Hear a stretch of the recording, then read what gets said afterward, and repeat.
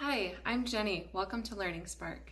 Today our topic is going to be about expressive language. Expressive language is all about the ability to use language to actually communicate.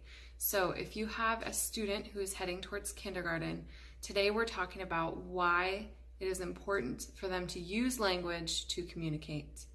Granted, this is, for the average child. If you have a student or a child with disabilities, then you're going to have to adjust your approach. What you need to be looking for is, are your children or child engaging in communication with adults and peers? Those two different audiences are important because it shows the level of communication that they are able to go to. If they're not able to communicate with adults and they're only able to communicate with peers, they may have a couple of language deficits. So you want to pay attention to what audiences can they engage in communication with. Another thing about expressive language is, does your child use a varied vocabulary? Do they use different types of words to explain their ideas and their needs? Or do they just use the same phrases? That will tell you if they are learning how to express themselves or if they are just using repeated phrases. And there's a very important distinction there. As they're getting to kindergarten and asked to do creative writing and asked to be able to express their ideas for assignments, they need to be able to actually construct different types of words and different types of sentence structure to express their ideas. Another thing that we're looking for is, can they ask and answer questions for information or to gain understanding? So we want them to ask different types of questions depending on what they're trying to get from the conversation. Another thing that we're watching for as we're preparing for kindergarten is we want children to be using appropriate conventions in speech. That one can be difficult sometimes for some students who are struggling, like her did this, her did that. We want to gently correct them in the moment, say, did you mean she did this? You're going to see these conventions come out most often in a child when they're tattletaling. That's the most common time when these conventions come out. And so you want to pay attention to the way that they're speaking. You want to just listen to their expressive language and kind of see where they are at.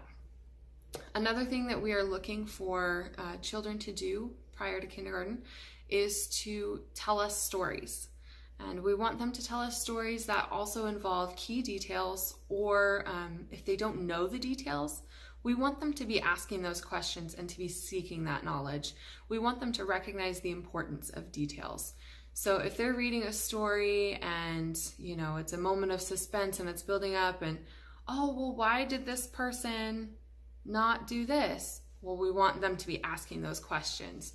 That's telling us that they are using their language to communicate. So as your students approach kindergarten, we are looking for them to be able to converse about topics and texts with adults and peers. So that is a kindergarten standard. It's in the speaking and listening standards for kindergarten. Another thing that we're looking for in kindergarten and that they're getting graded on as they're in kindergarten is the ability to speak audibly, to express their thoughts, feelings, and ideas.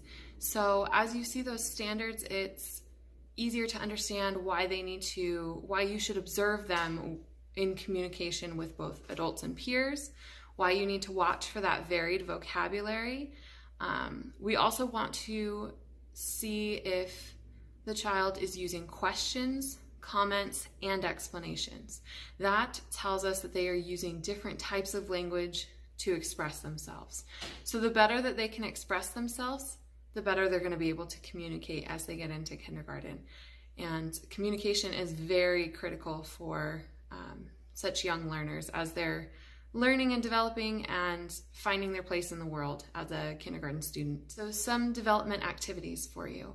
How can you help your student to learn this? How can you help your child to be better with their expressive language if they're not doing well? Or what can you do to help them go further with it? The number one thing you can do is very simple. Talk. You need to talk to your child about their interests. You need to talk to them about things that they want to talk about. That's going to be where they express themselves the most. Just like when I'm here in the studio, I like to express myself about, education topics and about learning, and I'm very passionate about that. Just like that, your child might want to talk about Paw Patrol. And I know that's not interesting to you, but it is to them. And their ability to describe it in detail is going to help them as they progress into kindergarten. So talk to them about their interests. Another thing to do is play make-believe. If you're playing house, you can say, oh, my character's confused. What are they supposed to do? And your child can set up a storyline through play and through that play of make-believe, and you can begin to see their expressiveness come out. It's very common for children who are going into kindergarten to be a little bit shy and a little standoffish as they're learning about socially where they fit. And so using play as a tool to figure that out, to figure out if they're shy or if they're actually struggling with their language is very helpful. Another idea is to play the Guess Who game, where you have two boards and you're trying to figure out who the other person has. You have to ask questions about details for that game. So playing the game Guess Who is great as you're helping your child to develop a varied vocabulary, because they have to look at all the different faces and figure out how to describe different people. So that's going to help with that varied vocabulary, asking questions. That's going to help asking questions for information and understanding. That's going to help them with that. The best way to help your student with conventions as they're working on their expressive language is going to be doing some correction. Now, we don't want to be harsh in our corrections and make a big deal out of it. We want to keep it very simple and straightforward and then move on. So, for example, if your child came to you and said, "Her said I could turn on the TV. Her did it," the best response you could have would be, so she said you could do what? And then, hopefully your child will catch on and say, "She said I could turn on the TV." If not, you just kind of repeat that cycle a couple of times. So you just kind of act confused and, she said you could do what? And emphasize the proper pronoun that you want them to use. So if they're using her said I could, you're going to want to emphasize she said that I could. So as you are doing those corrections and you keep them mild and quick, your child is going to catch on to those and they're not going to take them to heart. It's going to be a very mild correction that helps. This is our episode all about expressive language. I hope that you are able to help your child with their expressive language. Go ahead and put any questions in the comments box down below.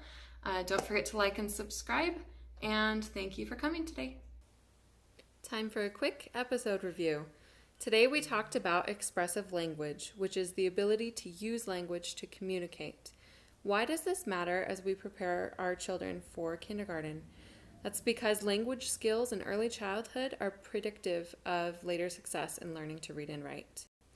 The kindergarten standards today were SLK1, SLK6, and a few other standards. As you're evaluating your child's use of expressive language, please consider the following questions. Does your child communicate with adults and peers? Do they use a varied vocabulary to express ideas and needs? Do they use questions, comments, and explanations? Do they use appropriate conventions when speaking? Does your child tell stories? Does your child identify key details or clarify key details? Here are a few development activities to help your child develop their expressive language. First, talk about your child's interests, looking for key details. Play make-believe and ask questions about key details. Play the Guess Who game. And use gentle corrections for grammar mistakes. Our next episode is going to be on phonological awareness. Thank you so much for coming. Please like and subscribe to Learning Spark. We'll see you soon.